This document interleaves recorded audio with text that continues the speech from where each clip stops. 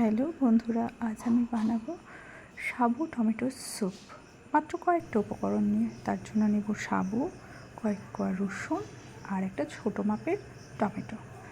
প্রথমে কি করব, টমেটোটাকে একটু ছোটো করে কেটে নেব, নিয়ে ভেতরের দানাগুলোকে সব বের করে দেবো। তারপর একটা পাত্রে সেদ্ধ হওয়ার জন্য কয়েক মিনিট বসিয়ে রাখবো। ফুটে গেলে খানিকক্ষণ রেখে আস্তে আস্তে এরকম করে আমি কী করবো, ছালগুলোকে ছাড়িয়ে নেব। তারপর ওটাকে আপনারা চাইলে মিক্সার গ্রাইন্ডারেও দিতে পারেন, বা একটু চাপ দিলে টমেটোটা স্ম্যাশ হয়ে যাবে। তারপর একটা পাত্রে অল্প তেল দিলাম, তেলটা গরম হলে ওই রসুনগুলো থেতো করে আর একটু জিরে দিয়ে দিলাম। একটু ফ্রাই হলে তার মধ্যে ওই স্ম্যাশ করা টমেটোটা বা টমেটো পিউরি করে নেওয়াটা সেটা দিয়ে দেবো। দিয়ে খানিকক্ষণ একটু নেড়ে চেড়ে নেব।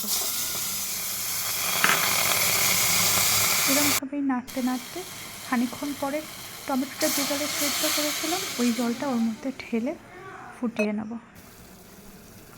দেখুন ফুটে গেছে। এবার আমি সাবুগুলো আস্তে আস্তে দিয়ে দেবো, দিয়ে ভালো করে নেড়ে ছেড়ে সাবুটাকে জাল দিয়ে নেব। সাবুর কোনো দানাই আর থাকবে না, পুরোটাই একেবারে। তারপর ফুটে গেলে অল্প একটু স্বাদ মতো নুন আর হালকা একটু জিরে, ধনে আর মরিচ গুঁড়ো দিয়ে দেবো। তাতে একটু টেস্টটা একটু ডিফারেন্ট হবে, খেতেও ভালো লাগবে তাতে। তারপর হালকা নাড়াচাড়া করে আরেকটু ফুটে আরেকটু ঘন হয়ে গেলে আঁচটা বন্ধ করে নামিয়ে নিলাম। Ready soup. এবার দেখা যাক মেয়ে কি বলে।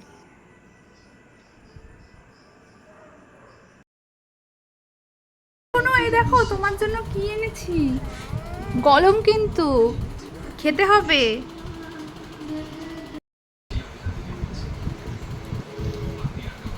কিরম শুনো?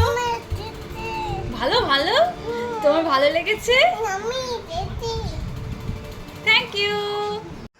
মেয়ের রিভিউ তো আপনারা পেয়েই গেলেন। এইরকম নিত্য নতুন রেসিপির জন্য আমার পেজটিকে সাবস্ক্রাইব করবেন। Thank you.